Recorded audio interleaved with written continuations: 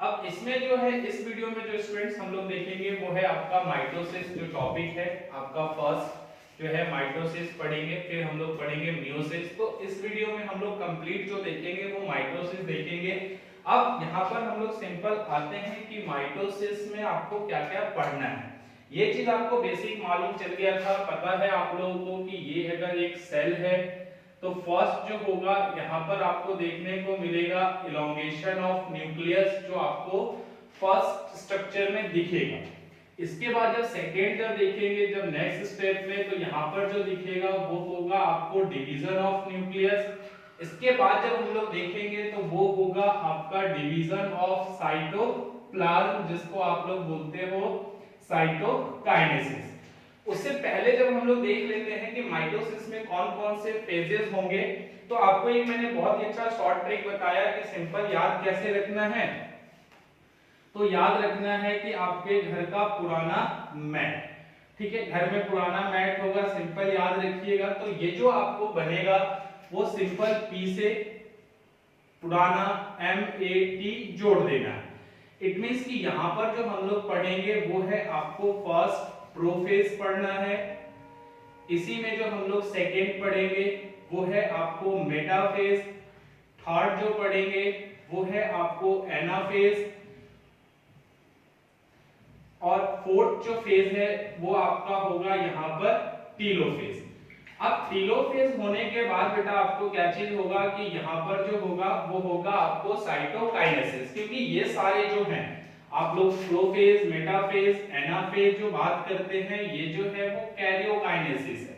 यानी कि यहाँ पर जो है वो आपको देखने को मिलेगा डिवीजन ऑफ न्यूक्लियस। अब जो नेक्स्ट होगा वो आपका जो सिंपल है वो है आपको साइटोकाइनेसिस, मींस होगा डिवीजन ऑफ साइटोप्लाज्म।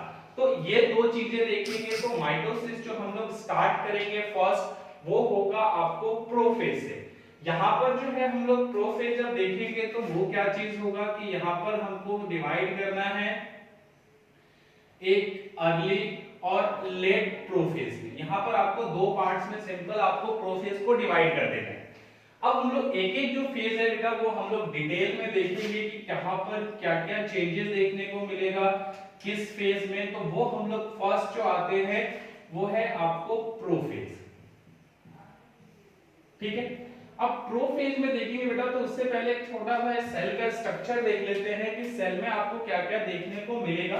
तो सिंपल अगर आप लीजिएगा, ये आपका एक सेल है, अगर ये प्लांट सेल होगा तो इसमें आपको देखने को मिलेगा सेल वॉल। लेकिन अगर हम एनिमल सेल लेते हैं तो ये जो सिंपल होगा कि यहाँ पर जो होगा वो प्लाज्मा मेम्ब्रेन, उसके बाद जब आएंगे तो आपको जो देखने को मिलेगा न्यूक्लियर मेम्ब्रेन।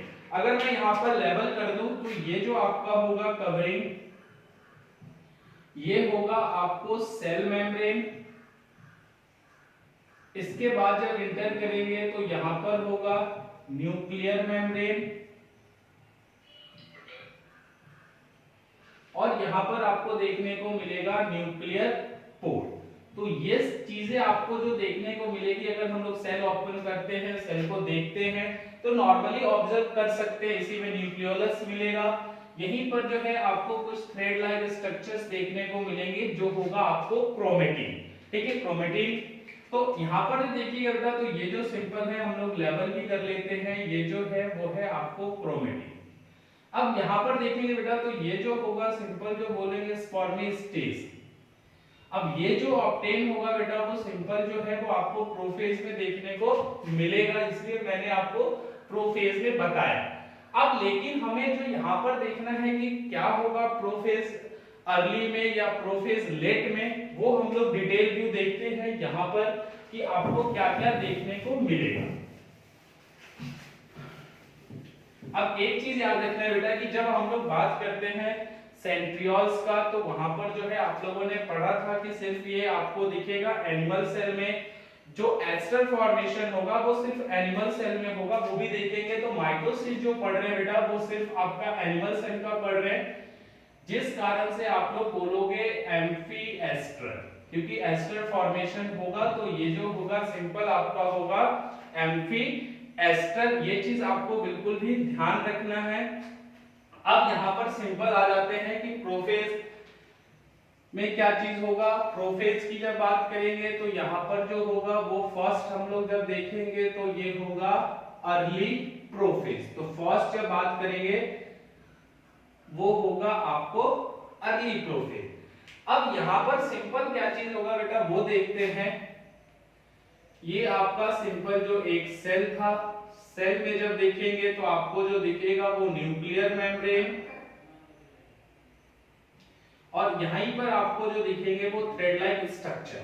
तो आपको जो बेटा है कि आपको अर्ली प्रोफेज में क्या दिखेगा कि जो आपका न्यूक्लियर मेम्ब्रेन है वो डिसअपीयर होना स्टार्ट होगा, क्रोमेटिन जो है वो कंडेंस होना स्टार्ट होगा, इसी में जो सेंट्रियोल्स है वो आपको पोल्स की तरफ मूवमेंट होना स्टार्ट होगा। तो ये सारे इवेंट्स जो है वो आपको देखने को मिलेगा। तो यहाँ पर एक एक करके पॉइंट्स लिख भी लेते हैं कि क्या क्या होगा अर्ली प्रोफेज में। तो सिंपल जब लिखिएगा तो न्यूक्लियर मेम्ब्रेन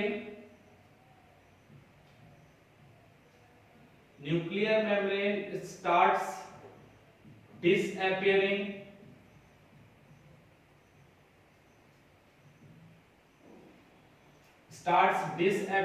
इसी के बाद जब लेंगे तो क्रोमेटिन क्या चीज होगा, क्रोमेटिन जो होगा कंडेंस होना स्टार्ट होगा, स्टार्ट्स कंडेंसिंग। तो सिंपल लिख सकते हैं क्रोमेटिन कंडेंस। इसी में देखेंगे तो न्यूक्लियोलस आपका डिसअपीयर होगा, centrioles starts move towards poles. यहां पर सिंपल देखेंगे तो वो पोल्स की तरफ मूवमेंट करेगा। तो यहाँ पर सिंपल याद रखना है कि आपका क्या चीज होगा, न्यूक्लियर मेम्ब्रेन जो होगा वो सिंपल आपका क्या होगा डिसअपीयर होगा, न्यूक्लियोलस क्या होगा डिसअपीयर होगा। तो ये चीजें जो है आपको कंप्लीटली याद रखना है। क्रोमेटिन फाइबर कंडेंस होगा। इसी में जब हम लोग सेकेंड देखेंगे बेटा कि वो जो है आपका सेकेंड है लेट, यानी कि प्रोफेज का लेट है। अब इसमें जब देखेंगे तो यहाँ पर क्या होगा कि आपका जो है कंप्लीट जो है आपका न्यूक्लियर मेम्ब्रेन डिसअपीयर होगा, सेंट्रियोल्स जो होंगे वो पोल्स पे अरेंज होंगे। यहाँ पर जो है सिंपल आपको क्रोमोसोम फॉर्मेशन देखने को मिलेगा। ये जब सिंपल लेंगे तो आपका जो होगा वो होगा सेंट्रियोल्स। इसी पे देखेंगे तो आपको जो होगा दिखेगा एस्टर रेस, और दोनों स्ट्रक्चर कंप्लीट मिला देंगे तो हम इसको बोलेंगे एस्टर फॉर्मेशन। ठीक है, दोनों पोल्स की तरफ आपको देखने को मिलेगा। यहीं से देखेंगे तो आपको जो है वो दिखेगा स्पिंडल फाइबर। ठीक है, अब यहाँ पर देखेंगे तो बेटा जो क्रोमोसोम था वो क्रोमेटिन जो था वो कंडेंस हो रहा था, क्रोमोसोम फॉर्म करेगा। तो यहाँ पर देखेंगे तो आप ले लीजिए कि यहाँ पर जो है वो आपका क्रोमोसोम फॉर्म हो गया। अब यहाँ पर जो एग्जांपल लेंगे वो हम लोग लेते हैं दो क्रोमोसोम का। ठीक है, अब यहाँ पर सिंपल पॉइंट्स क्या क्या लिख सकते हैं। न्यूक्लियर मेम्ब्रेन डिसअपीयर, फर्स्ट अगर हम पॉइंट लिखते हैं तो यहाँ पर होगा न्यूक्लियर मेम्ब्रेन डिसअपीयर। ठीक है, उसी के बाद जब देखेंगे तो क्रोमोसोम जो है वो फॉर्म्ड हो जाएगा। तो यहां पर सिंपल लिखेंगे क्रोमोसोम फॉर्म्ड।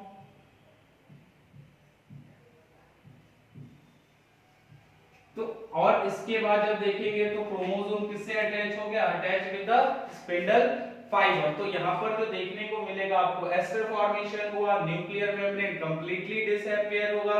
अब यहीं पर देखेंगे तो फाइबर्स जो है एक पॉइंट और ऐड कर सकते हैं। फाइबर्स जो है फाइबर्स अटैच टू क्रोमोसोम, और वो जो फाइबर होगा वो होगा आपको कौन सा, तो स्पिंडल फाइबर। ये जो इवेंट्स है वो आपको देखने को मिलेगा प्रोफेज में। और प्रोफेज में आप लोग सिंपल सा है अर्ली और लेट में जब डिवाइड करते हैं तो सिंपल बोलने का मतलब है कि वहां पर जो होगा आपको जो देखने को मिलेगा, एक में आपको अर्ली में डिसअपीयर होना स्टार्ट हो रहा है, लेट में वो कंप्लीटली डिसअपीयर होगा। इसके बाद जो सिंपल है कि हम लोग देखते हैं मेटाफेज।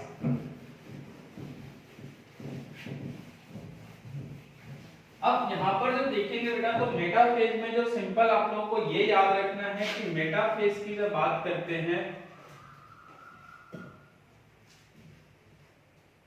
अब मेटाफेज में जो होगा बेटा जो क्रोमोसोम्स होंगे वो कहाँ अलाइन करेंगे, तो एट इक्वेटर। तो सिंपल हम लोग पहले पॉइंट लिख लेते हैं।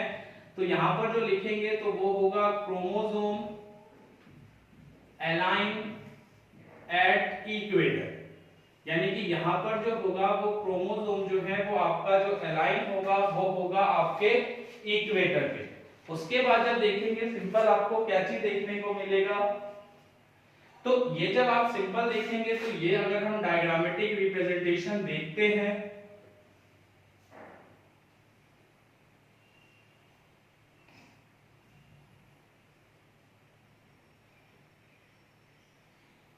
और याद रखना है कि क्रोमोसोम हमने 2 लिया है तो हम लोग यहाँ पर जो है वो 2 ही दिखाएंगे। फर्स्ट दिखाया और यहाँ पर आपका जो है वो सेकंड दिखाया। और ये जब सिंपल देखेंगे बेटा तो यहाँ पर जो है आपको जो दिखेगा वो याद रखना है कि ये जो है वो कंटिन्यूअस फाइबर, ये जो है वो सिंपल आपको कंटिन्यूअस फाइबर होगा और सेकंड जो होगा इसमें आपका डिसकंटिन्यूअस फाइबर होगा। आपको जो सिंपल याद यहाँ पर ये रखना है कि यहाँ पर जो है आपके जो क्रोमोसोम्स होंगे वो आपको इक्वेटर पे अरेंज होगा। इसी को हम लोग बोलते हैं कॉन्ग्रेशन। तो कॉन्ग्रेशन टर्म यूज करेंगे तो सिंपल सा मतलब होगा कि आपका जो क्रोमोसोम होगा वो अरेंज जो होगा वो होगा आपके इक्वेटर पे। इसी के बाद जब नेक्स्ट देखेंगे बेटा तो यहाँ पर जो आपका स्पिंडल फाइबर है वो जो अटैच होगा तो यहाँ पर देखेंगे तो यहीं पर आपको देखने को मिलेगा काइनेटोकोर, जो डिस्क लाइक स्ट्रक्चर है ऑलरेडी आपको बताया गया। अब यहाँ पर जो देखेंगे नेक्स्ट जो है वो है आपको एनाफेज। अब जब एनाफेज की बात करते हैं बेटा तो एनाफेज में क्या चीज है कि जो आपका ये क्रोमोसोम है, अगर सिंपल डायग्राम के साथ दिखाऊं तो ये जो क्रोमोसोम होगा कुछ इस तरीके से होगा, क्योंकि यहाँ पर डीएनए जो है वो डबल हो चुका है। अब कुछ इस तरीके से होगा, स्पिंडल फाइबर अटैच होगा, तब आपको क्या चीज देखने को मिलेगा कि ये जो है वो बीच से स्प्लिट हो जाएगा। जब स्प्लिटिंग होगी सेंट्रोमियर की तो फॉर्मेशन करेगा वो आपका होगा 2 क्रोमोसोम का। तो एनाफेज में सिंपल देखेंगे तो यहां पर जो देखने को मिलेगा, यहां पर आप देखिएगा तो सिंपल पॉइंट लिख सकते हैं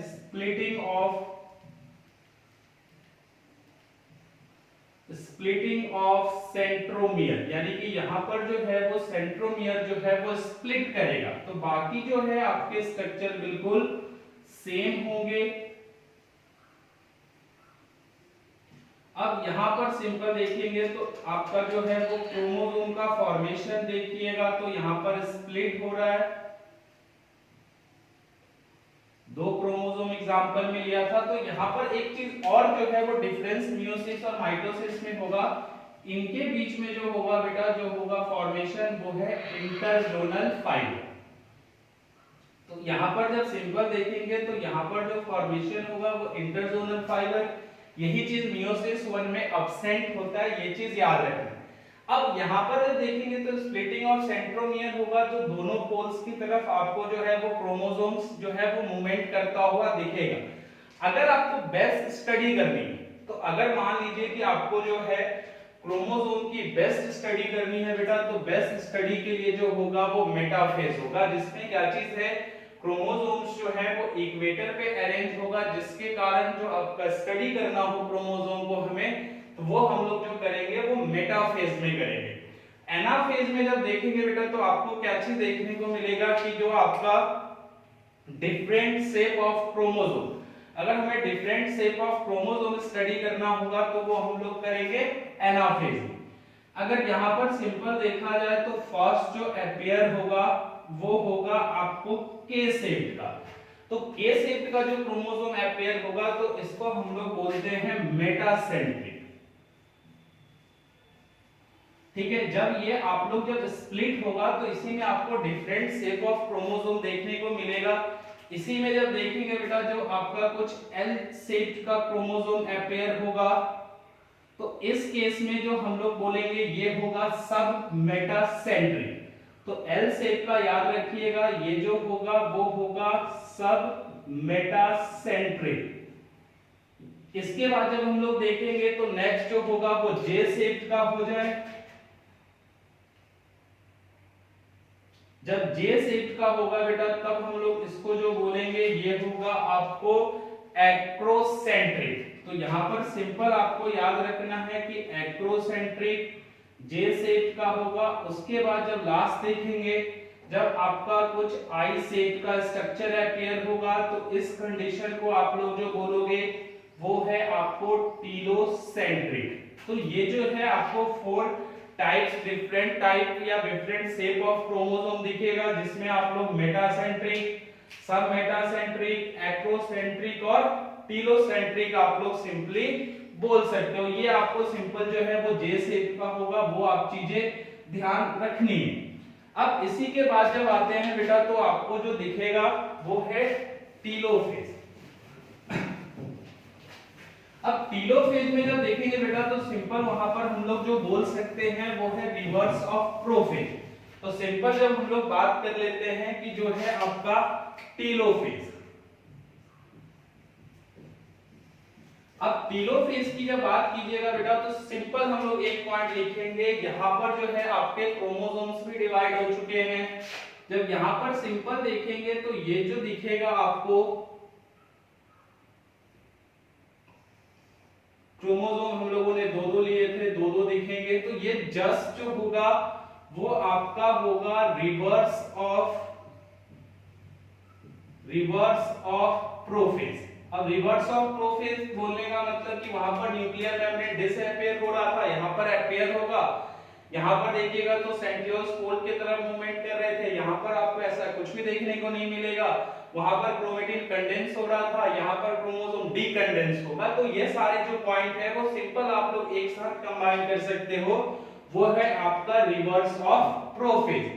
अब यहां पर सिंपल देखेंगे तो आपको जो है वो 2 सेल का फॉर्मेशन हो गया। जब 2 सेल का फॉर्मेशन हो गया बेटा तो इसी के बाद जो देखने को मिलेगा वो होगा साइटोकाइनेसिस। अब यहां पर जब देखेंगे कि आपका साइटोकाइनेसिस जो है वो सिंपल जब बात करते हैं तो क्या है, डिवीजन ऑफ साइटोप्लाज्म। तो यहां पर जब देखिएगा तो ये जो होगा डिवीजन ऑफ साइटोप्लाज्म। अब एनिमल्स और प्लांट्स में दोनों में थोड़ा सा डिफरेंस होगा बेटा, वो दोनों का हम लोग देखते हैं। फर्स्ट जब बात करते हैं हम लोग एनिमल का। अब एनिमल्स में देखेंगे बेटा तो यहां पर जो होगा वो ग्रुप फॉर्मेशन होगा। सिंपल जो है ये आप लोग देखिएगा तो यहां पर जो फोर्स है वो अंदर की तरफ लगेगा, आपको डिप्रेशन दिखाई देगा, जिसको हम लोग सिंपल जो बोलते हैं वो ग्रुप फॉर्मेशन जो है वो आपको दिखेगा एनिमल्स में। ये 2 न्यूक्लियस बना दिया। फोर्स की जब बात करेंगे तो इनवर्ट्स लग रहा है, जिस फोर्स को आप लोग बोलोगे सेंट्रीपिटल फोर्स होगा, ठीक है। अब यहां पर फिर जाकर क्या चीज होगा, सिंपली जो है ये आपके 2 डॉटर सेल्स में डिवाइड हो जाएंगे, ठीक है। लेकिन जब इसी में हम लोग देखेंगे बेटा प्लांट सेल में, तो प्लांट सेल में ऐसा आपको देखने को नहीं मिलेगा। ऐसा क्यों है, क्योंकि प्लांट सेल की जब बात करते हैं तो वहां पर जो है आपको जो दिखेगा वो सेल वॉल दिखेगा। तो अगर हम लोग एक प्लांट सेल ले लेते हैं तो इस कंडीशन में देखेंगे तो एक जो है इसका आउटर कवरिंग भी आपको दिखेगा, जिसको आप लोग जो बोलोगे वो है आपका सेल वॉल। ये सिंपल आपका जो हो गया वो सेल वॉल हो गया। अब यहां पर जो देखने को मिलेगा कि यहां जो होगा बेटा वो प्लेट फॉर्मेशन होगा, ठीक है। ये जब सिंपल लेंगे तो यहां पर देखने को मिलेगा आपको प्लेट फॉर्मेशन, जिसको आप लोग सेल प्लेट भी बोल सकते हो या प्लेट फॉर्मेशन बोलेंगे। अब यहां पर जब सिंपल देखेंगे तो ये जो होगा बेटा वो फ्रैगमोप्लास्ट होगा। अब फ्रैगमोप्लास्ट जब बोलते हैं तो ये क्या चीज होता है, फ्रैगमेंट ऑफ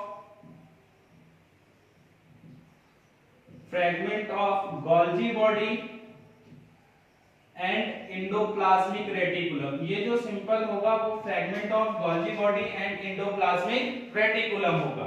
तो सिंपल जब क्वेश्चन पूछा जाए कि सेल प्लेट फॉर्मेशन किस में होगा तो आप बोलोगे प्लांट सेल में होगा।